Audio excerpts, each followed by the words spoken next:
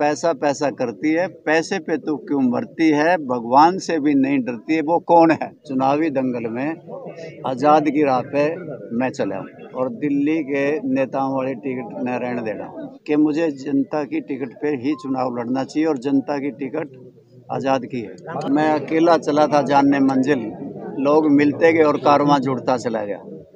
मैंने ये निर्णय लिया है कि दिल्ली के आकाओं को से टिकट ना ले करके जनता की टिकट ली जाए और चुनाव मैदान में उतरा जाए।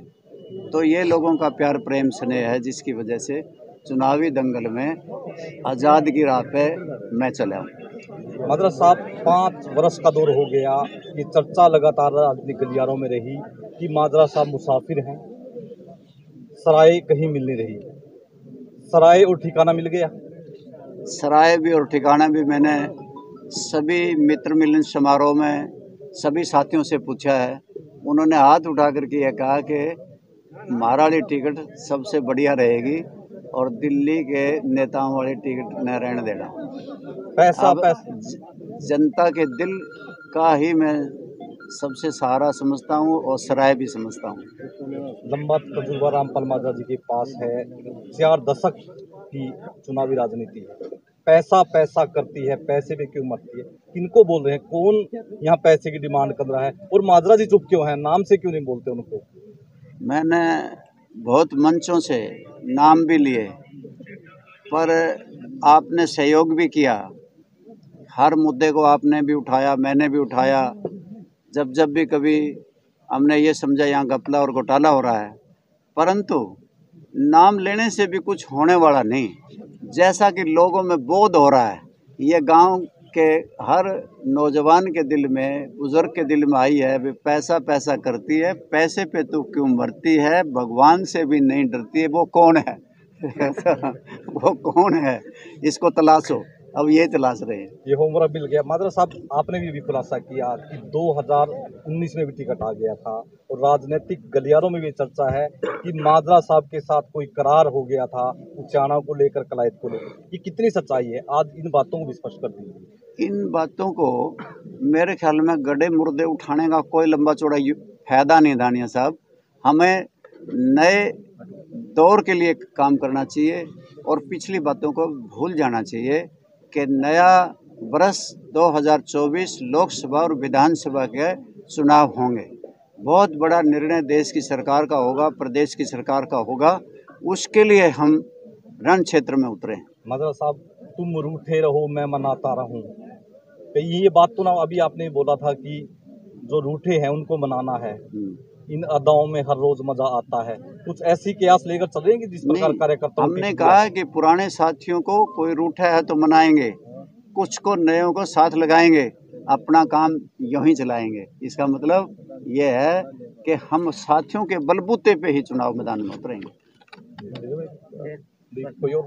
ईवीएम को लेकर कई चर्चाएं चल रही हैं, जंतर मंतर पर भी एक मोर्चा प्रदर्शन कर रहा है, कहीं यहाँ की राजनीति भी ईवीएम का शिकार ना हो जाए, आपकी क्या राय है? ईवीएम पे पूरे देश में ही एक चर्चा का विषय है कि बहुत से राजनीतिक दलों ने भी और देश में बहुत से नेताओं ने भी इस बात पर शंका जाहिर की है कि ईवीएम में कोई ना कोई किसी प्रकार की गड़बड़ हो रही है। इस सबको मैंने भी उजागर लोगों के बीच में किया और ईवीएम का जहाँ तक सवाल है कि इसके अंदर सुप्रीम कोर्ट ने भी दखल दे लिया और लोकसभा विधानसभाओं में भी इस मामले की विचार हो लिया, परंतु ये जो बात पूरे देश में चली कि एक बीएसपी के उम्मीदवार ने अपनी वोट भी डाली, परिवार ने डाली, उसके एक भी वोट नहीं मिला, जो पीछे मध्य प्रदेश का चुनाव हुआ था, इससे शंकाएं तो पैदा होती हैं और परंतु कलायत विधानसभा क्षेत्र में ऐसी बात नहीं होने देंगे। जनता की टिकट की आपने बात की है, तो क्या इस जन समर्थन को देखकर निर्दलीय फार्म भरेंगे माजरा साहब? वैसे तो समय अधीन होगी बात, समय बहुत बलवान है, परंतु फिलहाल मेरा यही एक विचार है कि मुझे जनता की टिकट पे ही चुनाव लड़ना चाहिए और जनता की टिकट आज़ाद की है। माजरा साहब, एक सेकंड। माजरा साहब, कलायत क्षेत्र की एक बेटी जो हरियाणा की पहली कैप्टन भी थी, जो बलिदानी बेटी है, उसके सम्मान में विधानसभा सत्र में कोई शोक संदेश नहीं पढ़ा गया। अगर रामपाल माजरा जी वहाँ होते निश्चित तौर से आप विधानसभा की कार्रवाई उठवा के देख लियो कि मैं कितनी बार विधानसभा में खड़ा होकर बोला हूँ। किताब छपती है, मेरे स्पीचेज वहाँ पे आपको पन्ने पे लिखी मिलेंगी। और जिस प्रकार की बात आपने की, क्या उस बेटी के प्रति जो बाड़ू गांव की थी, जो मिलिट्री में सेवा करते करते शहीद हुई, उसके प्रति एक शब्द भी नहीं हरियाणा विधानसभा में कहा गया। ये मैं समझता हूँ यहाँ की नेतृत्व की कमी है कि जो वहाँ पे इस बात को बुलंद नहीं कर पाए। और वहाँ पे याद दिलाने वाला होना चाहिए था। वो अगर गलती सेक्रेटरीट से हो जाती है तो तुरंत से ठीक कर दी जाती है। और परंतु याद कौन दिलाए वो पन्ना आज खाली है। कलैत विधानसभा क्षेत्र की विधायिका मंत्री आज तक एक सेकंड के लिए भी खड़ी विधानसभा में नहीं हुई, ना को जवाब दिया, ना को सवाल किया, ना को किसी वाद विवाद में, ना किसी बहस में हिस्सा लिया। और इस क्षेत्र की आवाज़ आज गूंगी बहरी है। आज इस प्रदेश की विधानसभा में कलैत विधानसभा की आवाज़ जो गूंजती थी वो अब चुपचाप है, खामोश है। सर, भाजपा जो है राम मंदिर की लहर पर सवार होकर चुनाव लड़ना चाहती है, जबकि जोशीमठ के जो महंत हैं अभिमुक्तेश्वरानंद, वो कहते हैं कि मोदी खुद आज धर्म के ठेकेदार बन गए हैं, संतों को साइड कर दिया गया है। कैसे देखते हैं उनके इस बयान को सर? वो तरह तरह की बातें आई हुई हैं। किसी ने तो ये भी कहा है कि भाई ये अकेले नहीं कर सकते। शायद आपने ये भी सुना होगा कि कोई साथ में उनकी धर्मपत्नी होनी चाहिए। रामचंद्र ने भी गारागी बना के कहते हैं किया था। परंतु ये जो मंदिर का मुद्दा है, ये केवल एक पार्टी के लिए मंदिर वो नहीं है। ये जिसकी आस्था है, श्रद्धा, वो किसी भी पार्टी का इसमें किसी भी मंदिर में जा सकता है, किसी मस्जिद में जाके गुरुद्वारे में शीश नवा सकता है। परंतु कुछ लोग धर्म के ठेकेदार हैं, धर्म को फिर राजनीति से जोड़ने में माहिर हैं। उनकी ये चाल अब की बार कामयाब होने वाली नहीं, वो चाहे कुछ कर लें। ये शॉर्ट लिविंग है, ये हमारी याददाश्त बहुत कमज़ोर है इस मामले को लेकर के कि भाई ये सोचते हैं कि भाई हम मंदिर के नाम पे वोट हासिल कर लेंगे। ऐसा भी होने वाला नहीं। एक वक्ता ने कहा कि माजरा साहब के गर्दन में सरिया है, लोग कहते हैं, लेकिन माजरा साहब क्या प्रयास करेंगे अब की बार कि लोग ये समझे कि नहीं हमारा साथी है, उसके सरिया नहीं है?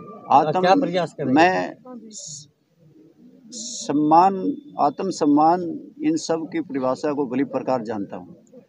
मैं आत्मसम्मानी आदमी हूँ, उसको परिभाषित कोई कैसे कर ले, मुझे इस बात का कोई दर्द भी नहीं। आपका वक्ता ही बोल रहा है। नहीं कोई बात नहीं, वो तो छोड़ो, उसको उसकी नहीं और भी कह दे मुझे, उस बात का मुझे कुछ नहीं है। मैं एक आत्मसम्मानी आदमी हूँ। मैं अपने आत्मसम्मान को कभी गिरवी ना रखता, ना गिरता। संदेश दे तो ताकि ये ना समझ सुनो मेरी बात आगे।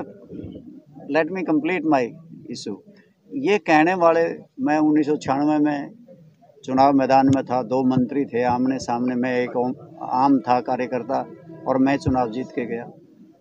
तब नहीं थी बात, 2000 में मैं जीत के गया, 2009 में मैं जीत के गया, और जब भी मैं हारा तो मैं टफ कंपटीशन में हारा हूँ। ये सारी बातें किंवदंतियाँ हैं।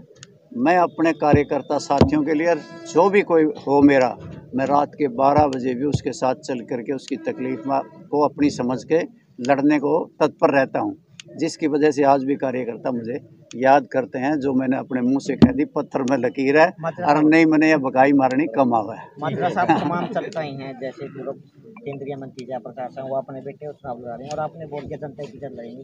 जनता की जन पे सवाल ये है कि रामपाल माजरा चुनाव लड़ेंगे या संजीव माजरा मैदान में लाएंगे, ये भी थोड़ा स्पष्ट कर दीजिए। ये कोई स्थिति आपने सुनी नहीं। मैंने कहा मैं टिकट जनता से मांग रहा हूँ।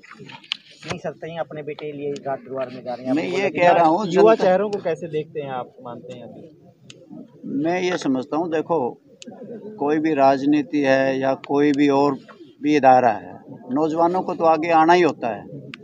क्योंकि ना जयप्रकाश के पिताजी बहुत बड़े राजनीतिक थे, ना मेरे पिताजी बहुत बड़े राजनीतिक थे, हम एक आम घरानों से निकल के आए, हम भी तो कभी नौजवान होंगे, हम भी तो आए होंगे, तो और परिवारों के भी आए, उनका स्वागत है। मैं समझता हूँ नौजवानों ने इंस्पायर होना चाहिए राजनीति में आने के लिए, और उन्हें प्रेरित होकर के राजनीति में सच्ची और सुच्ची और साफ राजनीति ईमानदारी की करनी चाहिए। और ये साथी जो कह रहा है, जब मैंने अपने बड़ी मीटिंगों में हर गांव में ये कहा कि मैं तुम्हारा टिकट लेने के लिए आया हूँ, तो मैं आया हूँ।